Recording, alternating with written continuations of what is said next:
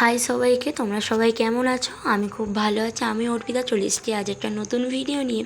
তো আজকের ভিডিওটা হচ্ছে একটা ছোট্ট রান্না, সেটা হলো পাস্তা। তো আমি পাস্তা কেমন করে করি তোমাদের সেটাই দেখাবো।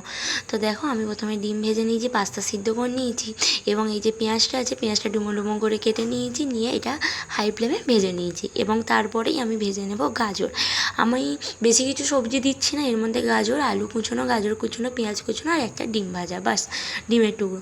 এই যে গাজরটা সরু সরু কেটে নিয়েছি, যতক্ষণ না এটা ভাজা হচ্ছে এটা আমি ভাজাতেই সিদ্ধ করে নেবো, মানে বুঝতে পারছো তো, এমনভাবে ভাজবে যাতে সিদ্ধ হয়ে যায়।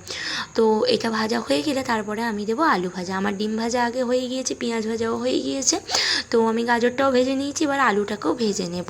পাস্তাটা আমার সিদ্ধ হয়ে গিয়েছে। তো তারপরে দিয়ে দেবো আমি একটু ফোড়ন। ফোড়নের মধ্যে থাকবে হচ্ছে একটা কাঁচা লঙ্কার কুচি আর এক চাট কোয়া রসুনের টুকরো, মানে কুচি করা।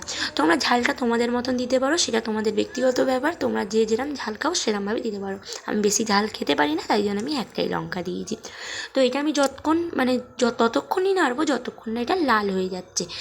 বেশি সাদা হয়ে থাকলে রসুনের সেন্ট বেরোবে, আর লাল করে ভাজলে তবেই না ভালো গন্ধ বেরোবে।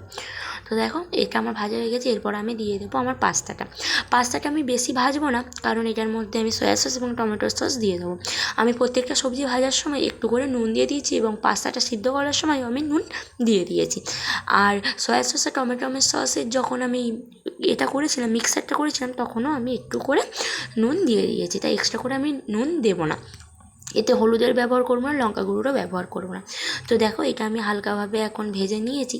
আর আমি কি মানে করেছি সেটা তোমরা এটা সবজিতে পড়লেই দেখতে পাবে। তো দেখো, এই যে এইগুলো ভেজেছি, আলু ভাজা, গাজর ভাজা, পেঁয়াজ ভাজা আর ডিম ভাজা, তো এইগুলো আমি সব কিছুই এখন এর মধ্যে দিয়ে দেবো, দিয়ে হালকা হাতে নাড়বো।